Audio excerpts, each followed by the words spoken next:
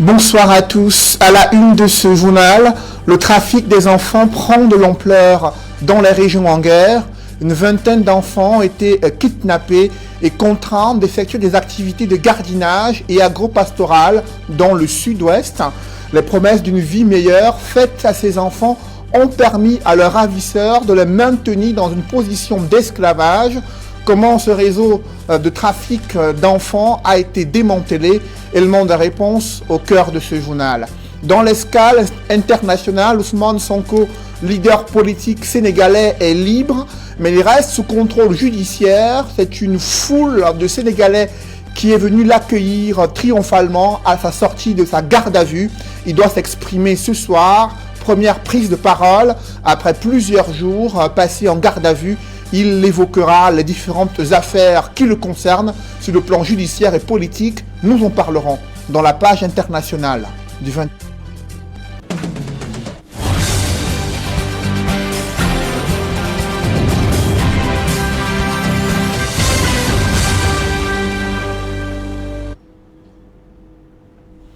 Merci de suivre cette édition complète de l'information sur Equinox Télévision. Les litiges fonciers sont source de grogne dans la capitale économique du Cameroun.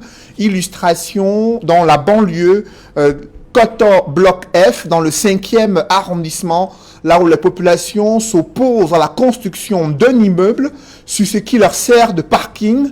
Ils estiment que cette initiative de construction d'un immeuble est illégale, car l'espace, selon l'aménagement fait par la SIC et la Maïture, est un parking, mais le promoteur brandit un document qui lui sert de titre foncier. Les populations manifestant durant le week-end comptent aller plus loin pour s'opposer à ce projet. Le récit des faits avec Steve Eboulet, Cédric Ding et Dallas Tiana. Nous avons mis l'éclairage partout. Nous sommes mobilisés pour ça.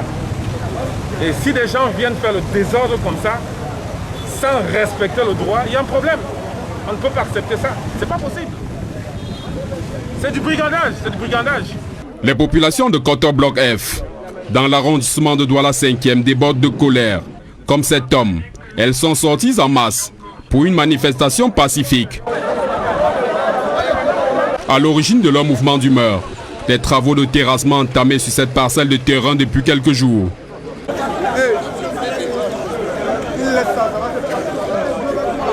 Alors depuis jeudi, il y a ces mouvements-là qui sont en train d'être opérés. Et nous, on s'est très vite questionné parce qu'on se demande pourquoi des gens interviennent sur un terrain pareil. Je vais vous dire que ce terrain-là, finalement, c'est le parking commun qui nous appartient, qui est mis à notre disposition ici au quartier, à Koto. Et donc nous ne pouvons pas être d'accord que ce parking-là soit arraché de la sorte. Au-delà de s'opposer à l'occupation de ce qui leur servait jusque-là de parking, les manifestants redoutent la fermeture d'une servitude. Vous voyez là sur le terrain, ici à terre, ils ont commencé à décaper le bitume ici au sol. C'est parce que cette servitude, ils voulaient également la fermer.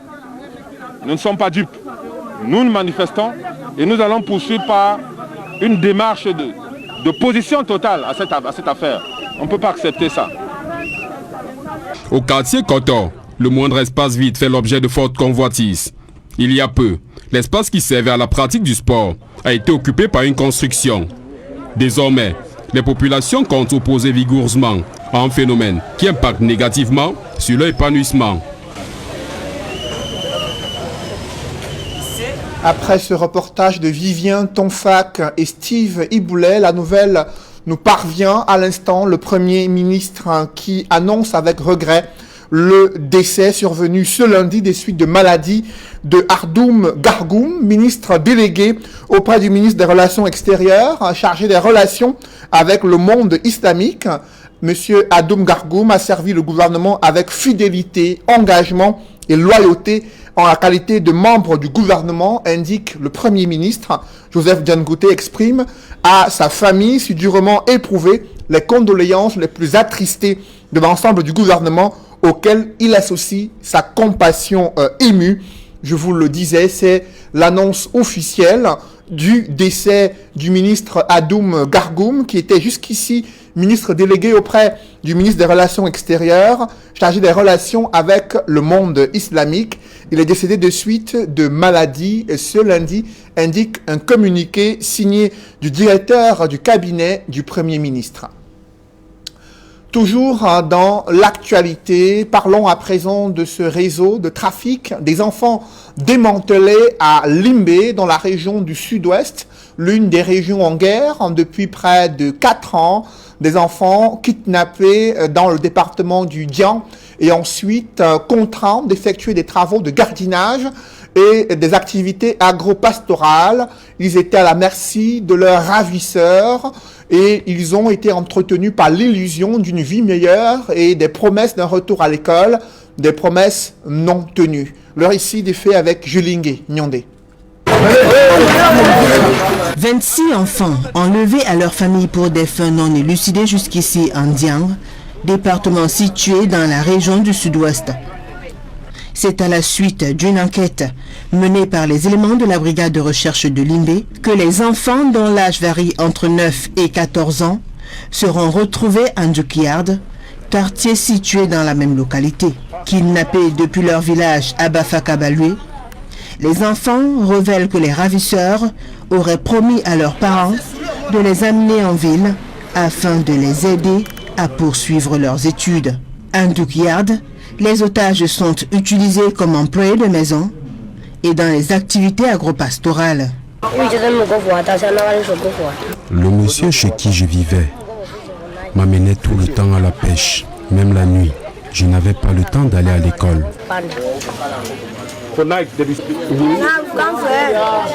Moi, ils m'ont promis de m'envoyer à l'école. Mais depuis des mois que je suis là, je fais juste des travaux à la maison. Je ne pars pas à l'école.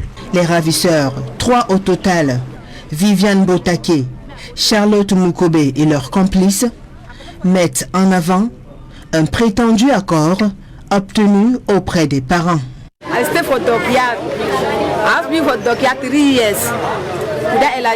J'habite en Douria depuis 3 ans.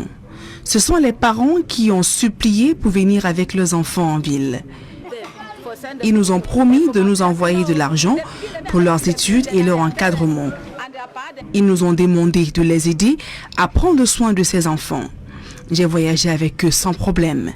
Qu'on fasse venir les parents pour qu'ils témoignent eux-mêmes que ce sont eux qui nous ont confié leurs enfants.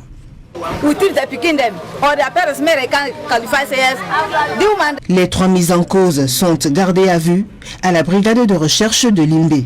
L'enquête se poursuit autour de ce qui s'apparente à un vaste réseau de trafic d'enfants dans la zone.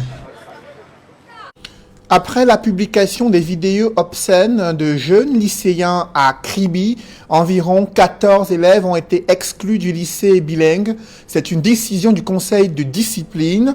La sanction lourde touche une classe de terminale bilingue où des candidats devraient en principe se préparer à affronter le baccalauréat d'ici quelques mois. On fait le point avec Joseph Abena. C'est une salle de réunion pleine à claquer.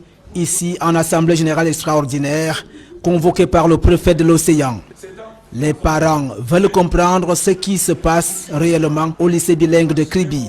Les classes du lycée, en tout, ils n'ont jamais échoué. Ils sont seulement 22. 4 garçons, 12, 18 filles. Moyen d'âge, 16 ans. Cette classe a fauté. Elle s'est laissée influencer par les réseaux sociaux. Les téléphones que vous leur offrez parce qu'il a eu le BPC, vous offrez le téléphone. Parce qu'il a eu le CP, vous offrez ceci, vous offrez cela. Parce qu'il a eu le probatoire, vous amenez à Copacabana, à Instagram, ainsi de suite, James. Ainsi de suite. 6 à 6. Vous vivez ensemble. Mon fils est bon. Il lui a acheté un téléphone de 190 000. Ils ont vu ça. Ils ont vu le porno, ils ont vu ce qu'on appelle challenge. Ils se sont entraînés au quartier et ils sont venus appliquer au lycée. Pourquoi j'ai dit la meilleure classe? Parce qu'elle avait notre confiance absolue. Puisqu'ils n'échouent pas, nous voulons tous, même vous là, vous avez des enfants qui échouent. Non. Le prophète Noubelo, qui inspecte ici l'établissement, Au vu de cette dépravation des mœurs, reprécise les rôles des maillons de la communauté éducative. Nous avons donc engagé les parents à reprendre la main dans l'encadrement du cycle de leurs enfants. Et nous avons aussi invité les enseignants à être aussi des éducateurs. C'est-à-dire ceux qui non seulement dispensent des cours, mais aussi s'occupent aussi de l'encadrement moral, psychologique des enfants, pour qu'eux-mêmes, tout en prêchant un bon exemple, mais aussi accompagnent ces enfants pour qu'ils puissent ne plus commettre de pareils actes.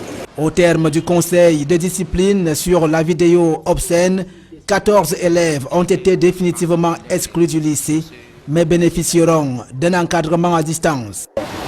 Quelles sont les mesures qui ont été prises? Nous avons un règlement intérieur que nous appliquons. Peut-être qu'on va décharger. Nous allons décharger le personnel administratif de certaines tâches pédagogiques pour qu'il soit entièrement consacré à la discipline. Parce que quand on surveillant général, à 20 heures de cours, c'est pas facile. Quand il a 14 heures de cours, quand on provisait à 22 heures de cours, c'est pas facile. Donc voilà les premières résolutions. Mais le plus important, c'est le rôle des parents. Les torts sont partagés parce que à la maison, quand les enfants reviennent, ils regardent les séries, ils regardent même les films qui sont interdits aux enfants d'un certain âge à la maison. Il faut que les parents veillent.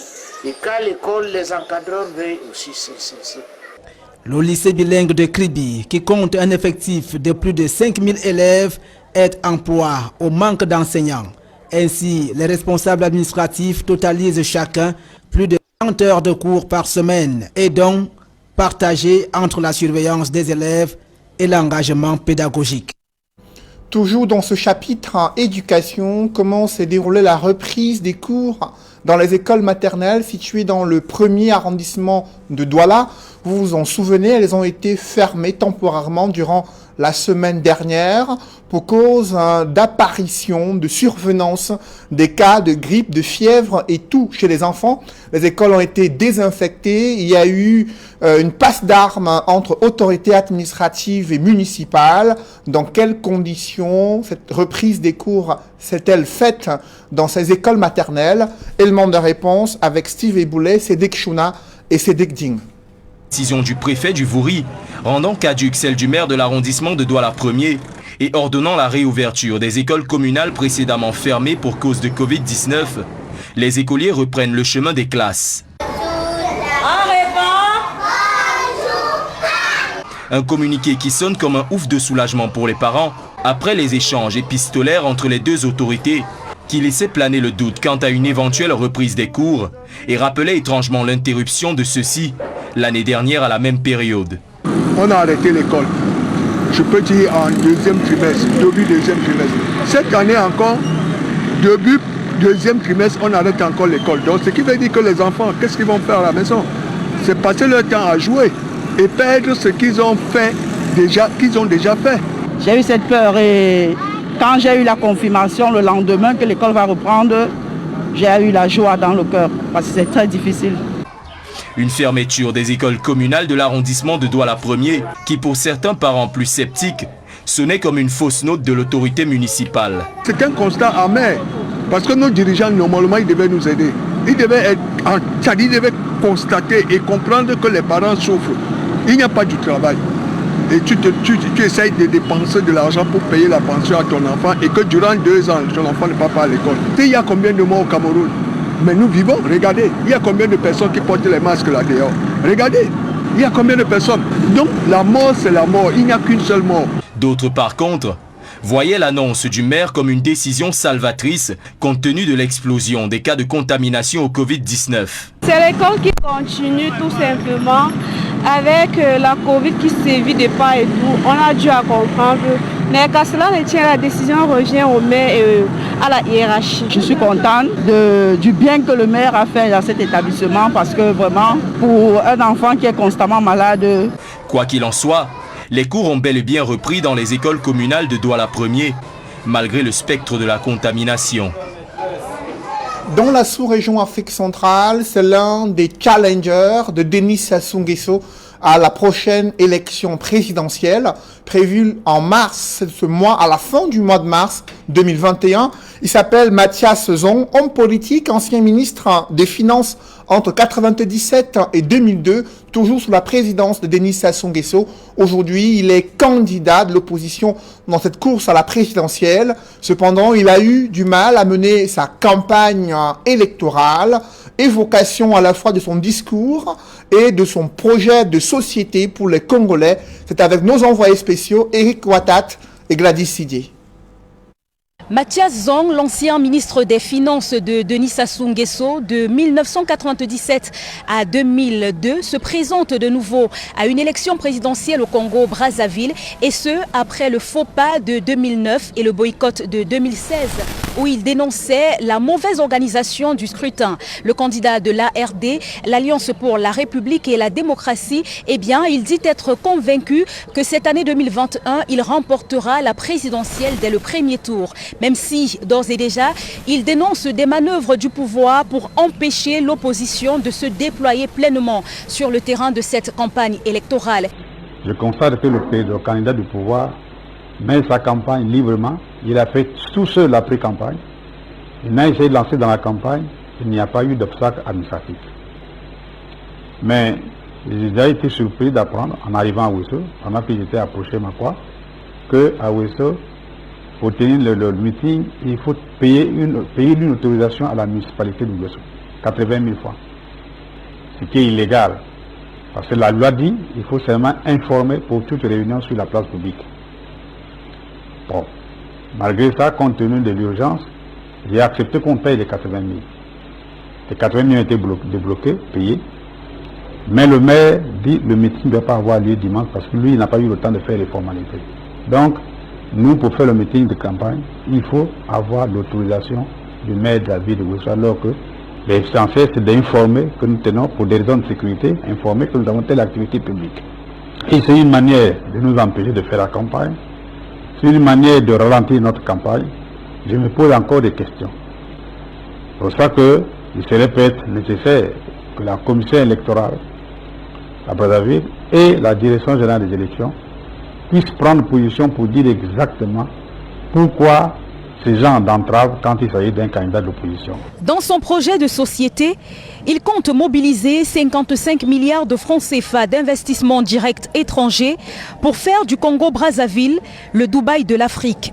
Des ambitions économiques qui impliqueront, soutient-il, un développement des secteurs non pétroliers que sont l'agriculture, le tourisme, entre autres. Mathias Zong estime que, vu sa fragilité démographique, le Congo ne peut devenir un pays émergent que s'il se transforme en puissance exportatrice africaine pour conquérir des parts de marché et des revenus d'exportation en Afrique et dans le monde. Mathias Zong se considère comme l'un des très rares opposants que le pouvoir en place n'a pas pu corrompre, même si plusieurs Congolais n'y croient pas du tout, notamment ceux de la diaspora. Toujours est-il que la campagne électorale en vue de la présidentielle du 21 mars prochain se poursuit. Depuis le Congo-Brazzaville, envoyé spéciaux pour Equinox Télévision, nous sommes Eric Florent Ouattat, Carlos Minoué, Guy Zogo, Gladys Sidier. Toujours dans cette actualité internationale, vous le savez, il est hospitalisé depuis le début du mois de mars.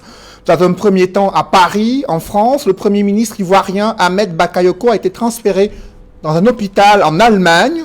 Au regard de son absence prolongée pour raisons médicales, 2 personnalités ivoiriennes sont appelées à assurer l'intérim des services du Premier ministre et du ministère de la Défense en Côte d'Ivoire. Selon la présidence de la République ivoirienne, Patrick Kachi, ministre d'État, exerce à titre intérimaire les fonctions de Premier ministre, chef du gouvernement ivoirien. Téné Birahima Ouattara, ministre des Affaires présidentielles, doit cumuler son poste avec celui de ministre de la Défense, décision de la présidence de la République ivoirienne. Toujours dans cette actualité, Ousmane Sonko est libre, mais il reste placé sous contrôle judiciaire et devra respecter certaines obligations. Je vous invite à suivre son avocat qui évoque les péripéties de ce week-end vécu au Sénégal, là où des tensions ont été enregistrées durant plusieurs jours. Ce qu'il faut retenir, c'est que simplement, le président Ousmane Sonko a bénéficié d'un contrôle judiciaire sous certaines conditions. Donc il est libre à partir de cet instant. Et je pense qu'aujourd'hui, il faut saluer ces décrispations qu'il y a eu au niveau de la justice pour permettre au Sénégal de retrouver sa paix d'antan. Donc nous saluons également le doyen des juges qui a eu le courage de le mettre sous contrôle judiciaire. Et Ousmane Sonko, député de l'Assemblée nationale sénégalaise, ancien candidat à l'élection présidentielle au Sénégal, est en train de s'exprimer. Une conférence de presse qui se tient au Sénégal. Il revient sur cette affaire de viol présumé et de troubles à l'ordre public au moment où il se rendait au palais de justice afin de répondre à la convocation du juge. Parlons à présent du fait qu'Equinox Télévision avait bien senti Patrice Motsepe, milliardaire sud-africain, désormais seul candidat en lice pour la présidence de la Confédération africaine de football. Un consensus est dégagé autour de cette candidature du milliardaire sud-africain qui ambitionne de moderniser le football africain. Le récit de ce consensus, les circonstances sont évoquées dans ce reportage signé Jean-Paul Chouniat. Sauf miracle de dernière minute, le Sud-Africain Patrice Motsepe pourrait déjà se considérer comme élu 8e président de la Confédération africaine de football. Ces 3 concurrents directs à ce poste ayant retiré leur candidature. Convaincu qu'il est aujourd'hui préférable de créer les conditions d'un rassemblement des meilleures intelligences afin de faire triompher l'intérêt collectif du football africain, j'ai décidé de renoncer à ma candidature. À l'issue d'une réunion tenue au Palais des Congrès de Nouakchott, en marge de la finale de la Coupe d'Afrique des Nations des moins de 17 ans, l'Ivoirien Jacques Anouma, le Mauritanien Ahmed Yahya et le Sénégalais Augustin Senghor ont désisté pour rallier le milliardaire sud-africain au prix de 3 postes, conseiller pour Anouma, vice-président de la CAF pour Ahmed Yahya et Senghor. En réalisant cette union sacrée des meilleures volontés africaines autour de la CAF, avec un programme commun, nous pourrons contribuer ensemble à son redressement. Je le ferai avec l'expérience qui est mienne, toujours soucieux des intérêts de la Côte d'Ivoire et de l'Afrique. De sources bien introduites, le président de la FIFA présent à Nouakchott a pesé de tout son poids dans le choix consensuel du Sud-Africain. Pour Gianni Infantino, Patrice Motsepe est le seul candidat en lice qui, à ce jour, ne s'était jamais mêlé de la gestion des affaires et autres scandales à la Confédération africaine de football. Son choix apparaît comme un gage de crédibilité pour faire les yeux doux aux sponsors et annonceurs, a laissé entendre le boss de la FIFA. Sur cette influence, des voix s'élèvent pour dénoncer et condamner cette attitude de Gianni Infantino, parmi lesquels un ancien membre du comité exécutif de la CAF, Moussa Hassan Biliti, compare l'homme fort du football mondial à Léopold II, ancien roi des Belges, qui s'était approprié le Congo en 1885, un territoire 5 fois plus grand que son pays, la Belgique.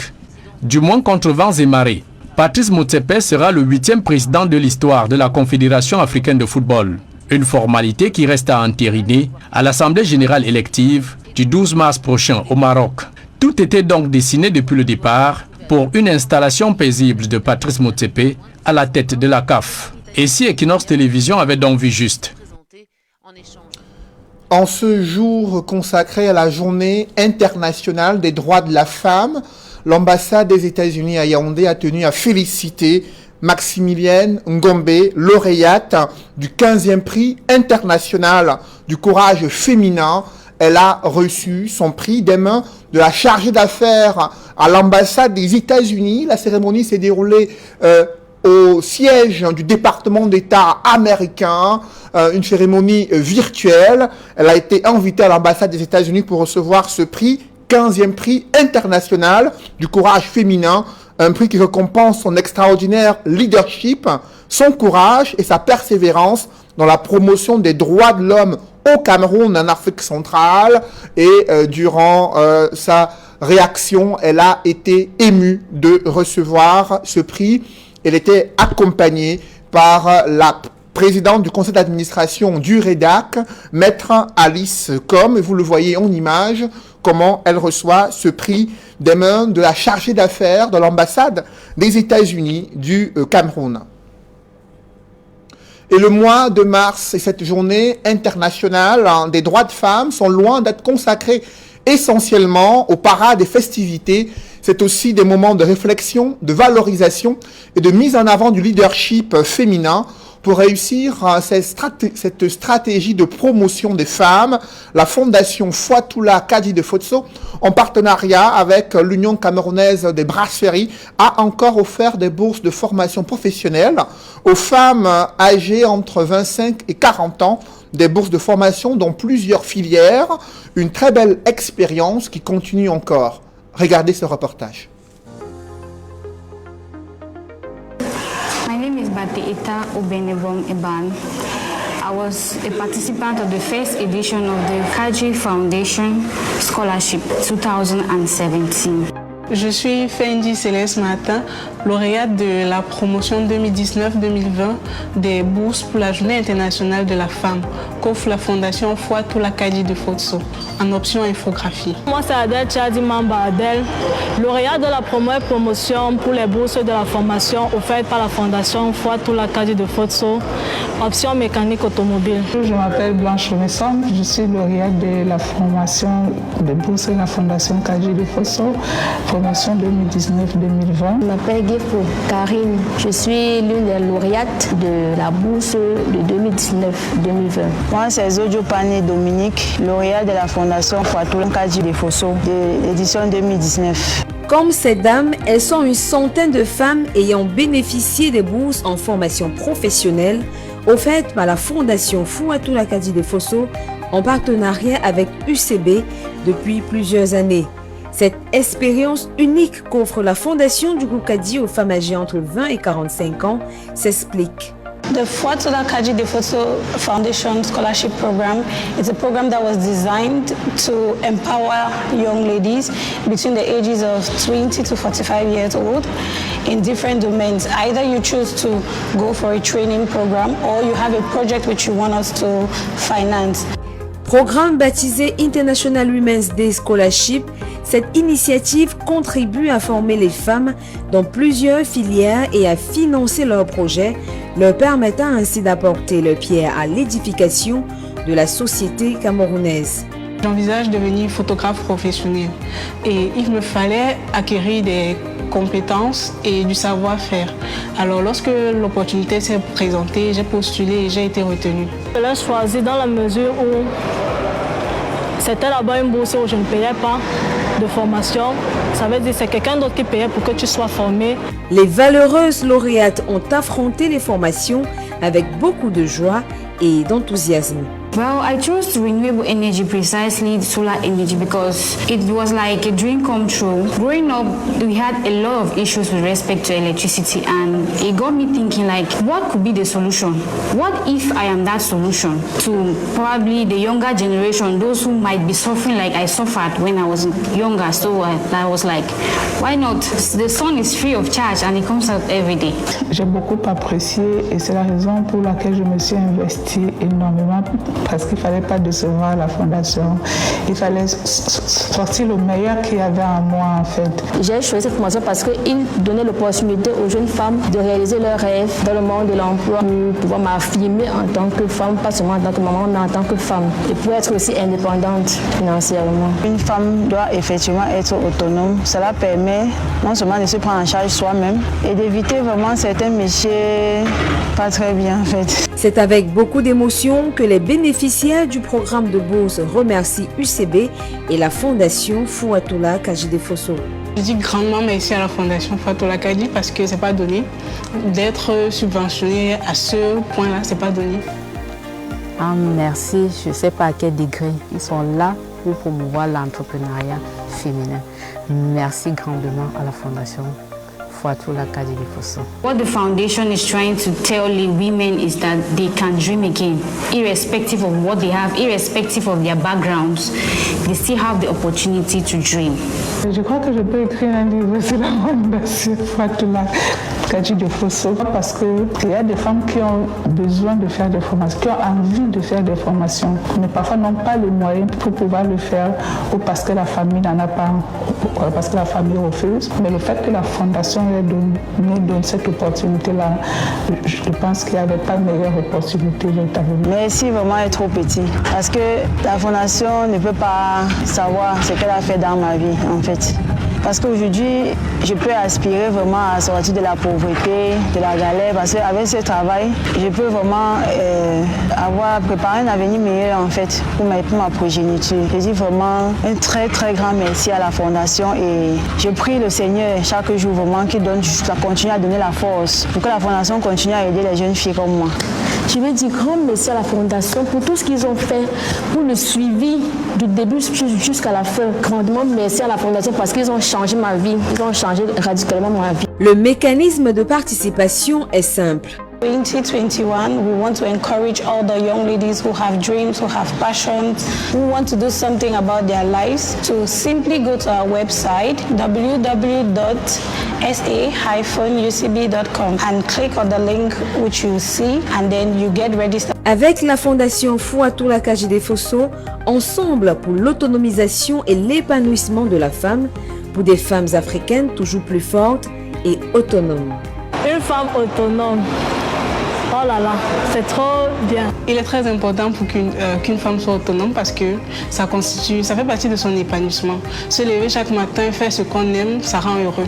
En tant que femme, j'encourage toutes les femmes à chercher à gagner leur pain quotidien par elles-mêmes en faisant surtout ce qu'elles aiment. Pour plus d'informations, rendez-vous sur notre site internet www.sa-ucb.com et participez au programme jusqu'au 31 mars 2021.